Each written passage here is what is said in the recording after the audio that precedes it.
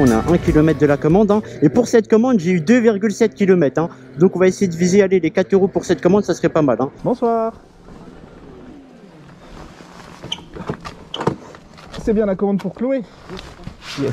Hop, et voici. Voilà pour vous, messieurs. Bon appétit, bonne journée, au revoir.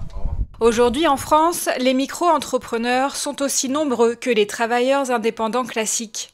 Parmi eux, les symboles de l'ubérisation, les livreurs de plateformes.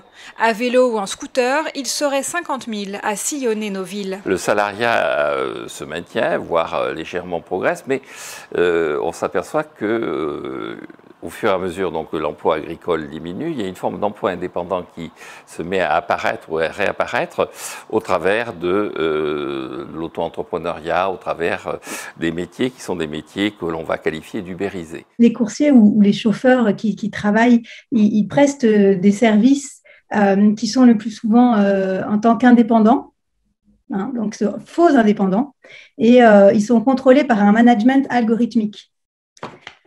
Donc ça, c'est vraiment très problématique parce que ce management fixe les règles, en fait, les nouvelles règles qui déterminent le travail, c'est-à-dire la cadence, c'est aussi le tarif.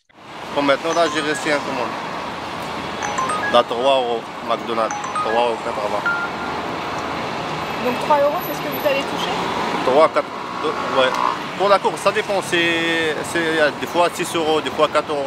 3 €, ça fait dire que c'est pas loin. Ça fait 30 minutes à peu près, je suis là, bon, je n'ai pas encore eu de course. Sur une journée, vous passez combien de temps à attendre? Ah, ça je peux pas vous le dire, hein, parce que des fois tu attends pas, des fois tu attends. Des fois, tu restes inerte, tu touches rien. Théoriquement, les livreurs sont libres de travailler quand ils veulent. Dans les faits, la plupart sont suspendus à leur smartphone.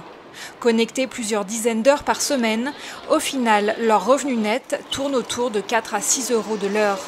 La paye, c'est chaque fin de semaine, donc on ne peut pas savoir. C'est selon comment dirais-je, selon tes performances du jour, en fait. Je ne peux pas dire que je suis payé correctement, mais pour moi, pour l'instant, ça va. S'il n'y a pas autre chose, c'est ça. Les entreprises ne veulent pas d'eux. Et donc, et parce que les entreprises ne sont pas en rapport d'égalité avec eux. Donc, entre Uber et le chômage, la société est en train de générer le travail par Uber.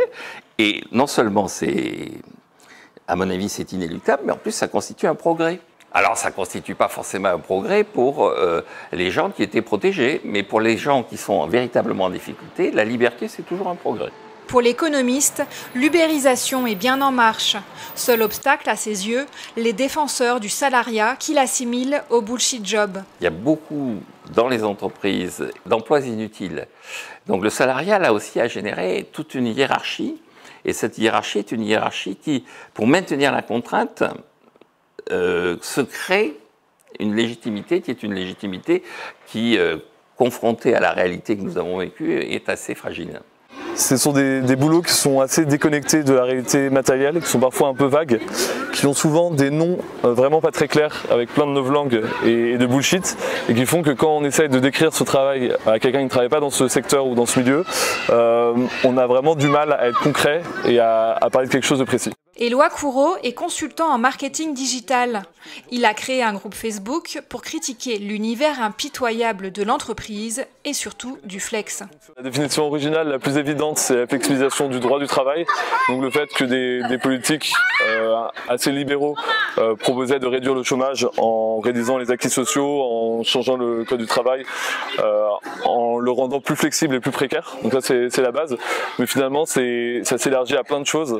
On imagine un stagiaire qui part à 22 h du travail puisque maintenant ses horaires sont flexibles, ou alors il peut répondre à un email à 23 h le dimanche puisque son mode de vie est flexible. À la flexibilité interne, les entreprises privilégient toujours la flexibilité externe. Le Covid en a été le parfait révélateur. Les travailleurs précaires ont été les premiers fauchés par la crise. Dans la foulée du premier confinement, près de 500 000 intérimaires ont ainsi perdu leur emploi. Michael Voirin est directeur commercial du groupe Proman, le premier acteur 100% français de l'intérim. L'impact est arrivé brutalement, mais comme pour tout le monde, à partir du 15 mars. Le travail temporaire et l'activité en général temporaire a baissé de plus de 65% en 10 jours. On a réussi à se maintenir par rapport à ces activités qui sont la logistique, l'industrie, l'agroalimentaire, qui eux n'ont pas arrêté de tourner. En tout cas, on a même demandé plus de personnel parce qu'il y avait plus de demandes. Selon la DARES, il y avait 750 000 intérimaires en avril 2021. L'intérim doit normalement répondre à un besoin ponctuel de l'entreprise, pallier à une hausse d'activité ou remplacer du personnel en congé. Depuis toujours, il y a un secteur très friand d'intérimaires, le BTP. Philippe Gaborio est secrétaire fédéral CGT et travaille pour une filiale du groupe Vinci. Si on prend l'exemple de mon entreprise, on est dans l'industrie routière, c'est de l'ordre de 30% des ouvriers de chantier, quoi, puisque c'est essentiellement dans cette proportion-là. Dans le bâtiment, suivant si c'est le second œuvre, on arrive à 20% à égalité avec la sous-traitance et avec les salariés détachés. Et dans l'entreprise générale, d'une manière générale, il y a très peu d'intérim, puisque aujourd'hui, dans l'entreprise générale, les grosses entreprises générales, il n'y a plus de salariés, il n'y a plus d'ouvriers. Il n'y a plus que de la sous-traitance, il n'y a plus que de l'ingénierie. Et pour donner un ordre d'idée, dans les grosses boîtes, dans les grands groupes de bâtiments, de construction, quand moi j'ai commencé il y a 25-30 ans, il y avait 70% d'ouvriers. Aujourd'hui, on est descendu en dessous des 40%. La sous-traitance, une autre méthode classique d'externalisation qui se retrouve dans tous les secteurs économiques. Mais le BTP a une particularité, la sous-traitance en cascade et aussi le salarié détaché. Le donneur d'ordre n'a d'obligation que vis-à-vis du sous-traitant qu'il a pris lui. Et n'est plus obligé de vérifier que... Et c'est le sous-traitant qui doit vérifier son sous-traitant, qui doit vérifier son sous-traitant, qui doit vérifier... Donc il y a une espèce de délégation de responsabilité. Chacun prenant sa marge, le dernier qui fait le travail à la fin est obligé de prendre le chantier à des conditions qui font qu'économiquement ce n'est pas viable. Et qu'immanquablement, il ne pourra pas respecter ses obligations, que ce soit en matière de sécurité, que ce soit en matière sociale ou que ce soit sur toutes les matières. Donc les grosses entreprises, elles, ont de plus en plus, dans un premier temps, pris de l'intérim, dans un deuxième temps, sous-traité. Et aujourd'hui, la nouvelle précarité essentielle, c'est le salarié détaché. Parce qu'il y a encore 15 ans de ça, on cherchait les chantiers où il y avait des salariés détachés. Aujourd'hui, on cherche les chantiers où il n'y en a pas. Le BTP regorge de formes de travail atypiques. Il fait parfois office de laboratoire, comme avec le CDI chantier, à mi-chemin entre CDI et CDD, étendu en 2017 à toutes les branches d'activité. Ce CDI chantier est né d'une notion qui a dicté toutes les réformes du travail depuis les années 2000, la flexi-sécurité. Celle-ci a donné lieu à un autre dispositif hybride, le CDI intérimaire.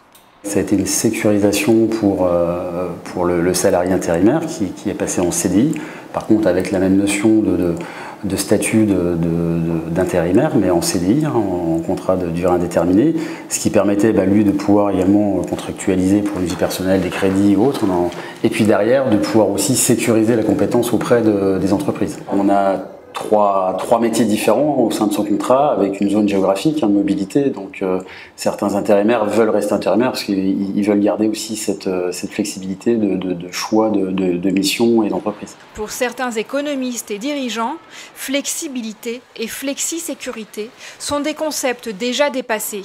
Pour construire le monde de demain, on doit désormais parler de mobication. Ça veut dire mobility and education. Il y a cette idée que le travail devient de plus en plus quelque chose qui est personnalisé, quelque chose qui repose sur la personnalité.